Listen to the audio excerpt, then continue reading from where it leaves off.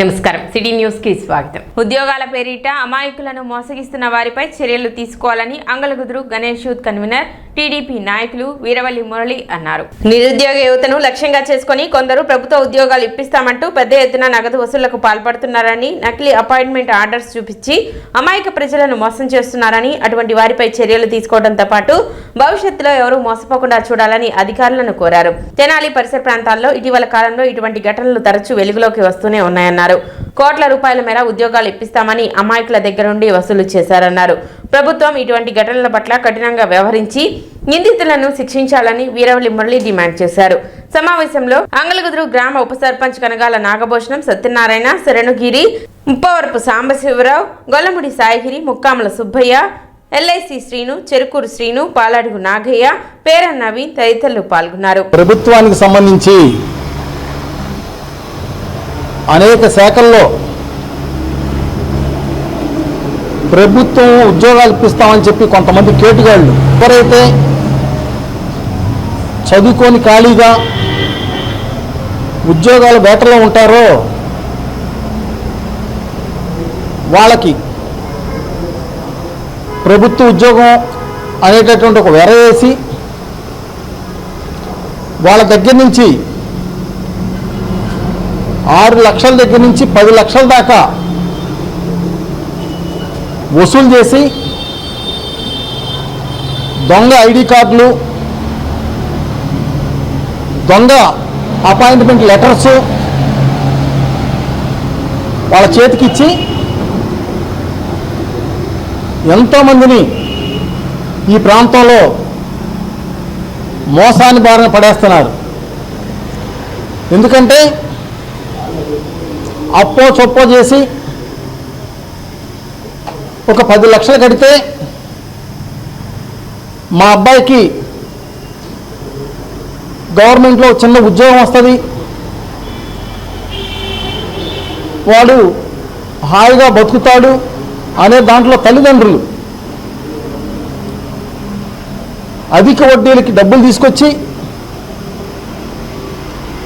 ఎక్కడ టయానికి కట్టకపోతే ఆ ఉద్యోగం చేయి జారిపోతుంది అన్న భయంతో కొద్దిళ్ళు కూడా 10 లక్షల రూపాయల దాకా కట్టి ఇవాళ ఆ కేటుగాళ్ళు ఇచ్చినటువంటి అపాయింట్మెంట్ లెటర్స్ ఇవన్నీ కూడా ఫేకు, మనం మోసపోయాం అని తెలిసి ఇవాళ సూసైడ్ చేసుకునే పరిస్థితికి వచ్చారంటే ఇవాళ సమాజంలో ఎవరైతే ఈ విధంగా మోసపోతున్నారో వాళ్ళందరూ కూడా ఆలోచన చేయాలి. ప్రభుత్వ ఉద్యోగం అంటే ప్రభుత్వం వైపు నుంచి అఫీషియల్గా ఆ శాఖ నుంచి ఒక నోటిఫికేషను, జాబుల యొక్క ఖాళీల వివరాలు అవన్నీ కూడా అఫీషియల్గా ప్రభుత్వం అనౌన్స్ చేస్తుంది. లేదు అవసరాన్ని బట్టి కాంట్రాక్ట్ బేస్లోనో అవుట్ సోర్సింగ్ బేస్లోనో తీసుకునే పరిస్థితి ఉన్నా కానీ ఆ శాఖలో సంబంధించిన అధికారులు ఆ ఉన్న ఖాళీలను బట్టి వాళ్ళు అక్కడ ఉన్న పరిస్థితులను బట్టి తీసుకుంటూ ఉంటారు. ఎవరైతే ఇలా దళారులు ఉద్యోగాలు ఇప్పిస్తామని చెప్పేసి మాయబలికి మొన్నే 3 టౌన్ పోలీస్ స్టేషన్లో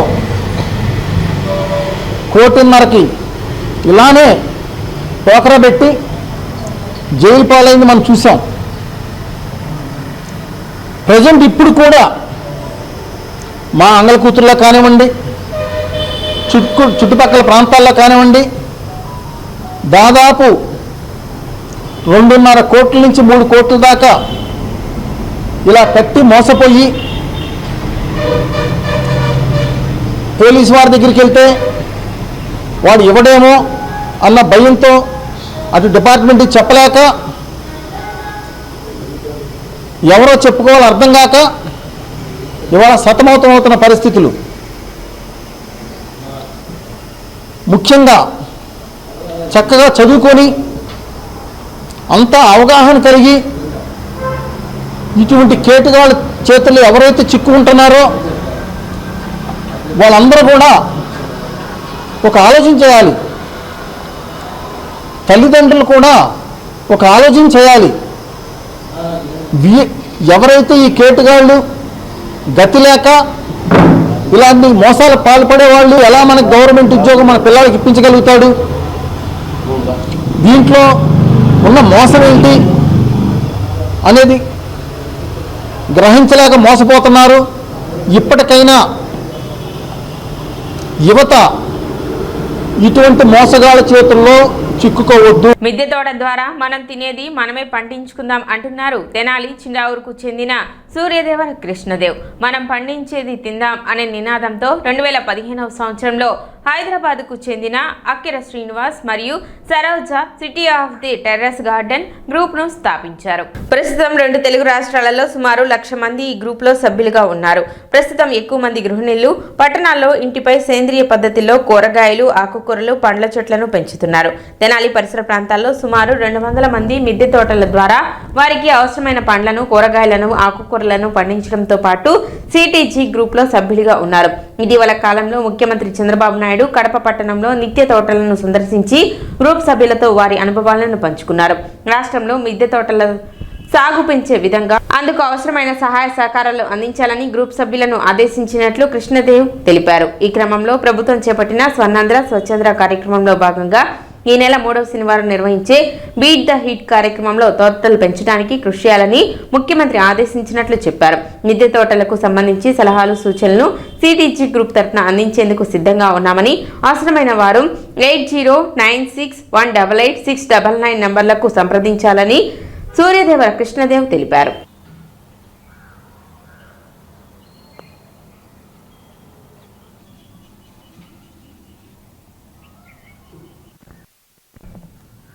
ప్రస్తుతం ఉన్న పరిస్థితుల్లో మనం తినేదే పండించుకుందాం, మనం పండించిందే తిందాం అనే కాన్సెప్ట్తో 2015లో ఈ మిద్దె తోటలు సిటీ ఆఫ్ టెర్రస్ గార్డెన్స్ అనేది ప్రారంభమైంది. హర్కారా శ్రీనివాస్ గారు, సరోజ గారు హైదరాబాద్లో ప్రారంభించారు ఈ గ్రూప్ని. ఆ తర్వాత ఇప్పుడు 2 తెలుగు రాష్ట్రాల్లో కలిసి సుమారు 1,00,000 మంది ప్రజలు మనం ఇళ్ల మీద మిద్దె తోటలు పెంచి కూరగాయలు, ఆకుకూరలు ఇవన్నీ పండించుకుని తింటా ఉన్నారు. వాళ్ళు 2015లో ఇద్దరు కలిసి స్థాపించిన ఈ city of terrace gardens group ఈరోజు సుమారు 1,00,000 మందితో 2 తెలుగు రాష్ట్రాల్లో విస్తరించి ఉంది. దీనికి మనం ప్రస్తుత ప్రభుత్వం కూడా మొన్న కడపలో ముఖ్యమంత్రి నారా చంద్రబాబు నాయుడు గారు మా సిటీ ఆఫ్ టెర్రస్ గార్డెన్ సందర్శించి అధికారులతో కూడా ఈ కాన్సెప్ట్ బాగుంది, దీన్ని ఎంకరేజ్ చేయండి అని చెప్పడం కూడా జరిగింది. అలానే కాదు, మనం వచ్చిన ఈ మొక్కల నుండి వచ్చిన ఆకులు ఇవన్నీ కూడా మళ్ళీ ఎరువుగా మార్చి మన ఇంట్లోనే ఎరువు తయారు చేసుకుని మన మొక్కలకి మనమే యూజ్ చేసుకుంటాము. దాని మూలన తడి చెత్త అనేది కూడా బయటికి వెళ్లకుండా ఉంటుంది. పురపాలక సంఘం వాళ్ళు కూడా చాలా హ్యాపీగా ఫీల్ అవుతున్నారు. ప్రస్తుతం ఈ నెల 3వ శనివారం స్వచ్ఛాంధ్ర స్వర్ణాంధ్ర కార్యక్రమంలో భాగంగా బీట్ ద హీట్ కార్యక్రమం జరుగుతుందండి. ఈ బీట్ ద హీట్ కార్యక్రమంలో ప్రతి ఇంటిపైన మిద్దె తోటని పెంచాలి అనే కాన్సెప్ట్తో ప్రభుత్వం ముందుకెళ్తుంది. అధికారులు ఇంకా కృషి చేసి అందరూ మిద్దె మీద తోటలు పెంచడానికి కృషి చేయాలని, వారికి సహాయ సహకారాలు అందించాలని కోరుకుంటున్నాము. స్థానిక ప్రకాశం రోడ్లోని జేవీఎస్ క్రాంతి కోచింగ్ సెంటర్ విద్యార్థులు ఇటీవల విడుదల చేసిన పాలిటెక్నిక్ ఫలితాలలో రాష్ట్ర స్థాయిలో ర్యాంకులు సాధించారు. టి రూపశ్రీ 120 మార్కులకు గాను 111 సాధించి రాష్ట్ర స్థాయిలో 700 ర్యాంకు, జిల్లా స్థాయిలో 2వ ర్యాంకు సాధించింది. పి నీల్కాంత్ 110 మార్కులతో రాష్ట్ర స్థాయిలో 4వ ర్యాంకు సాధించగా, దివ్య 107, శశికిరణ్ 107 మార్కులు సాధించడం తనకెంతో సంతోషంగా ఉందని కోచింగ్ సెంటర్ డైరెక్టర్ జెట్టి విజయశేఖర్ తెలిపారు. ఈ సందర్భంగా ర్యాంకులు సాధించిన విద్యార్థులను వారి తల్లిదండ్రులను అభినందించారు. స్థానిక ప్రకాశం రోడ్లోని కల జేవిఎస్ క్రాంతి కోచింగ్ సెంటర్లో కోచింగ్ తీసుకున్న విద్యార్థులు సాధించిన ప్రగతి, అదేవిధంగా విజయాలు వర్ణనాతీతం. ఈరోజు రాష్ట్ర స్థాయిలో పాలిటెక్నిక్ ఎగ్జామ్ 30వ తారీఖున జరిగిన పాలిటెక్నిక్ ఎగ్జామ్లో 14వ తారీఖు వదిలిన పరీక్షల ఫలితాల ఆధారంగా రాష్ట్ర స్థాయిలో మన విద్యార్థులు టి రూప 120 మార్కులకు గాను 111 మార్కులు, అదేవిధంగా పి నీలకాంత్ 120 మార్కులకు గాను 110 మార్కులు, ఎస్ దివ్య 107 మార్కులకు గాను 107 మార్కులు, అదేవిధంగా జె శశికిరణ్ 120 మార్కులకు గాను 102 మార్కులు, అట్లాగే కె భవ్యశ్రీ 120 మార్కులకు గాను 102 మార్కులు. రాష్ట్ర స్థాయిలో 700, 1000, 1200, 2000 ర్యాంకులు సాధించిన ప్రగతి జేవిఎస్ క్రాంతి కోచింగ్ సెంటర్కి ఈ విద్యార్థులకి శుభాశిష్యులు, శుభానందాలు తెలియజేస్తున్నాం.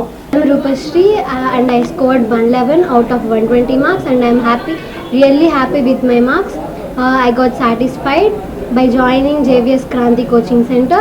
They helped me a lot and the discipline they maintained in the JVS Kranti Coaching Center was excellent.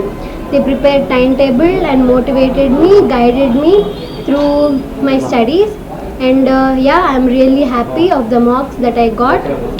I got 1263 rank and I'm happy with that. Thank you so much. నా పేరు దివ్య. నేను ZP Chavali high school నుండి వచ్చాను.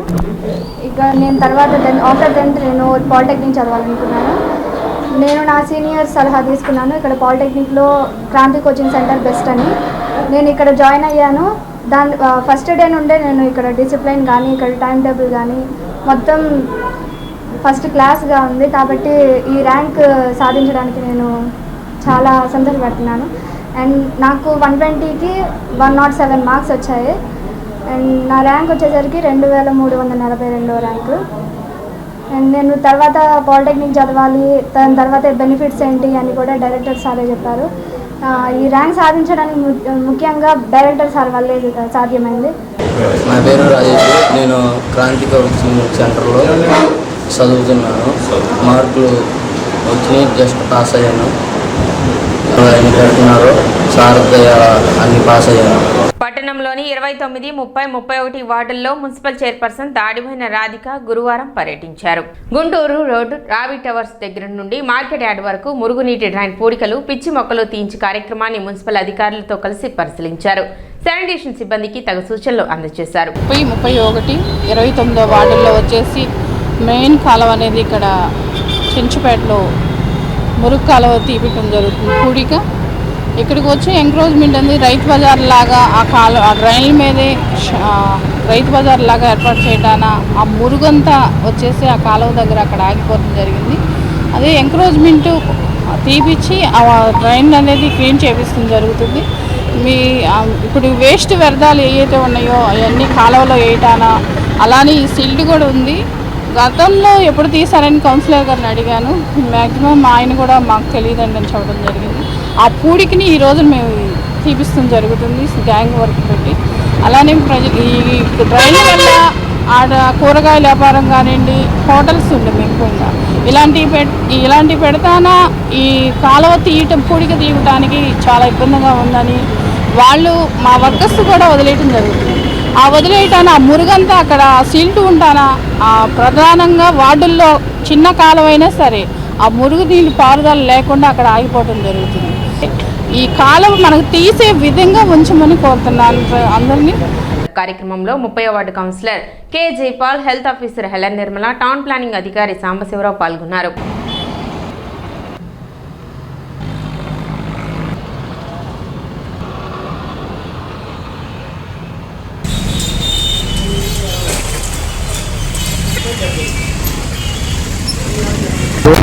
వార్డులో విజిట్గా chairman madam గారు రావటం వలన skilled వర్కర్స్తో చాలా వరకు main drain, Guntur main drain చాలా వరకు క్లియర్ అయిపోతుంది. చాలా సంతోషం, చాలా థ్యాంక్స్. ఇంకొక వారంలో కూడా మాకు స్కిల్డ్ వాళ్ళని మా అమరావతి ఫ్లాట్స్ భయంకరంగా ఉండే ఒక రోజు పంపించమని కోరటం జరిగింది. అలాగే పంపిస్తామన్నారు. So thank you very much. City news ఇంతటితో సమాప్తం. నమస్కారం.